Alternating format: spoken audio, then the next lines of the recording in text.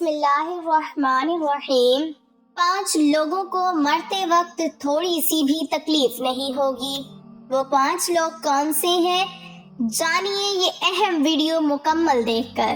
نزا کے وقت مسلمان کو جو تکلیف ہوتی ہے اس پر اللہ رب العزت کی جانب سے نیکیاں عطا کی جاتی ہیں، جیسا کہ سنن ابن ماجہ میں بروایت حضرت عائشہ رضی اللہ تعالی عنہ مروی ہے کہ رسول اللہ صلی اللہ علیہ وسلم ان کے پاس تشریف لائے، اس حال میں کہ ان کے پاس ان کا کوئی قریبی رشتہ دار موت کی سختی میں مبتلا تھا۔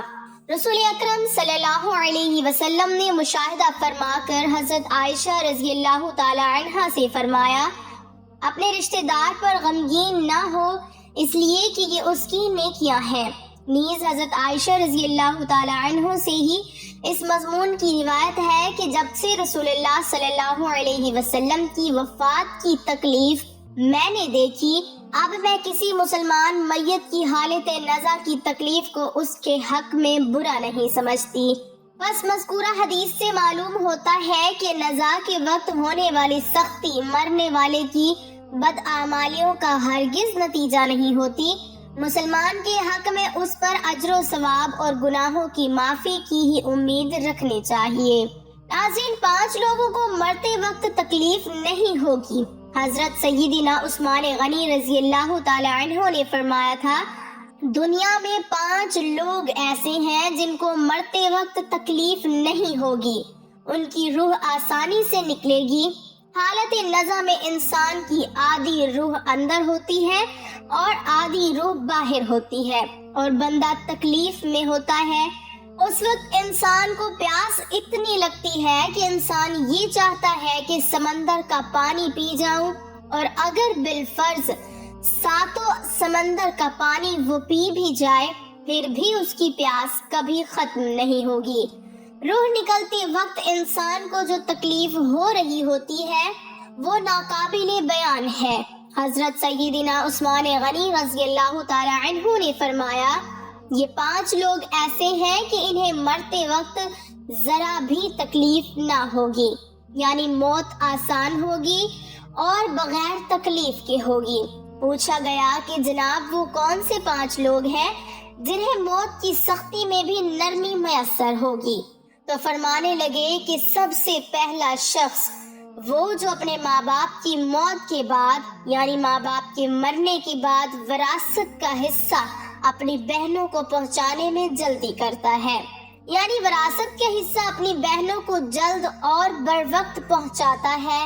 ایسا نہ ہو کہ بہن کے بچے بھوک سے بلکتے رہیں اور تم بہن کے حق پر قبضہ کیے بیٹھے رہو، اور بہن اس انتظار میں رہی کہ میرا بھائی کب مجھے میرے ماں باپ کی وراثت میں سے حصہ دے گا۔ بہت بار یہ بھی دیکھنے میں آتا ہے کہ بہن کی شادی نہیں ہوئی، جبکہ والدین دنیا سے رخصت ہو گئے تو بھائی نے کہا کہ کوئی بات نہیں، جب بہن کی شادی کروں گا تو اس کا حصہ اسے جہیز کی صورت میں دے دوں گا۔ یاد رہے کہ اسلام میں بہنوں کو جہیز دینا فرض نہیں، جبکہ ان کا وراثتی حق دینا فرض ہے۔ دراصل عورت کو جہیز دینا یہودیوں کی رسم ہے، اسلام اس کی ترغیب نہیں دیتا، لیکن اسلام میں عورت کا وراثتی حصہ دینا فرض ہے۔ واضح رہے کہ والدین کے ترکہ میں جس طرح ان کی نرینہ اولاد کا حق و حصہ ہوتا ہے، اسی طرح بیٹیوں کا بھی اس میں شرعی حق و حصہ ہوتا ہے۔ والدین کے انتقال کے بعد ان کی ترکہ پر بیٹوں کا خود تنہا قبضہ کر لینا اور بہنوں کو ان کے شرعی حصے سے محروم ناجائز اور سخت گناہ ہے۔ بھائیوں پر لازم ہے کہ بہنوں کو ان کا حق و حصہ اس دنیا میں دے دے، ورنہ آخرت میں دینا پڑے گا، اور آخرت میں دینا آسان نہیں ہوگا۔ حدیث مبارکہ میں اس پر بڑی وعیدیں آئی ہیں۔ حضرت سعید بن زید رضی اللہ تعالی عنہ فرماتے ہیں، رسول اللہ صلی اللہ علیہ وسلم نے فرمایا، جو شخص کسی کی بالشت بھر زمین بھی از راہ ظلم لے گا، قیامت کے دن 7 زمینوں میں سے اتنی ہی زمین اس کے گلے میں توق کے طور پر ڈالی جائے گی۔ ایک اور حدیث مبارکہ میں ہے، حضرت انس رضی اللہ تعالی عنہ فرماتے ہیں، رسول اللہ صلی اللہ علیہ وسلم نے فرمایا جو شخص اپنے وارث کی میراث کاٹے گا یعنی اس کا حصہ نہیں دے گا تو اللہ تعالیٰ قیامت کے دن اس کی جنت کی میراث کاٹ لے گا۔ یاد رہے کہ جہیز کی رسم اسلام کی رسم نہیں بلکہ یہودی کی رسم ہے، اور اس کا سب سے بڑا گناہ ہے کہ جس طرح یہودی کی عورت کو بغیر جہیز کے کوئی شخص قبول نہیں کرتا تھا، اسی طرح آج اسلام میں بھی عورتوں کی شادیوں میں سب سے بڑی رکاوٹ جہیز ہے۔ غریب آدمی کی بیٹی بیٹھی بیٹھی بوڑھی ہو گئی کہ جہیز کا کوئی بندوبست نہ ہو سکا۔ اسی طرح اگر کوئی شخص یہ کہے کہ میں بہن کا وراثتی حصہ تو نہیں دے سکتا، البتہ جب اس کی شادی کا وقت ہوگا تو جہیز دے دوں گا، لہذا فرمایا گیا کہ بہنوں کو بر وقت حصہ دینے والے کی روح موت کے وقت بڑی آسانی سے نکلتی ہے۔ ایک عورت کا بھائی جب فوت ہوا تو اس عورت نے بہت اصرار کیا کہ مجھے بھی قبرستان میں لے چلو، میں بھی اپنے بھائی کی قبر پہ جانا چاہتی ہوں۔ خیر اس کے اس اصرار کو قبول کیا گیا اور اسے قبرستان میں اس جگہ لے جایا گیا جہاں اس کے بھائی کی تدفین ہونے والی تھی۔ اس کے دیکھتے ہی دیکھتے میت کو قبر میں اتارا گیا اور اس کے بھائی کو مٹی کے سپرد کر دیا گیا۔ جب دعا کی باری آئی تو تمام عزیز و اقارب کے سامنے اس روتی ہوئی بہن نے آسمان کی جانب اپنے ہاتھ اٹھائے اور آسمان کی جانب دیکھا۔ اس کا دل رو رہا ہے، آنکھیں چھم چھم برس رہی ہیں۔ اس نے ایک ایسی دعا کی کہ لوگوں کے مردہ ضمیر کو جگا دیا۔ روتی ہوئی بہن نے آسمان کی جانب دیکھ کر فریاد کی کہ اے میرے مالک، اے انصاف کرنے والے، آج میرا بھی انصاف کر۔ رو رو کر کہنے لگی میرے مالک تم میرے اس ظالم بھائی کو اپنی رحمت سے دور رکھنا، ایسے دور رکھنا جیسے اس نے میرے والدین کی وراثت سے مجھے دور رکھا ہے۔ میرے بچے بھوک سے بلکتے رہے لیکن اس ظالم کو میرے بچوں پر ذرا بھی ترس نہ آیا۔ میں اپنے بچوں کو حرام جانور کا گوشت کھلانے پر مجبور ہوئی۔ میرے بچوں نے بڑی ہی غربت کی زندگی گزاری ہے، جبکہ میرے اس ظالم بھائی کو کبھی بھی حیا نہ آئی، کبھی بھی رحم نہ آیا کہ میں اپنی بہنوں کی وراثت کا جو ان کا حق ہے اسے ادا کروں۔ اے میرے مالک تو آج انصاف کر دے، اور جس طرح سے اس نے میری وراثت کے حق سے مجھے دور رکھا ہے اسی طرح تو اسے اپنی رحمت سے دور کر دے۔ تو ناظرین صرف ایک لمحے کے لیے دل پر ہاتھ رکھ کر یہ سوچو کہ جب تم اپنی بہنوں کو ان کی وراثت کا حق ادا نہیں کرو گے تو کیا تمہاری بہنیں تمہارے لیے مغفرت کی دعا کریں گی یا جہنم کی دعا کریں گی؟ بہن کے لیے ظالم بن کے مرو گے یا مظلوم بن کے؟ ناظرین بہن کا حق کھانا ایسا ہے جیسے خنزیر کا گوشت کھانا۔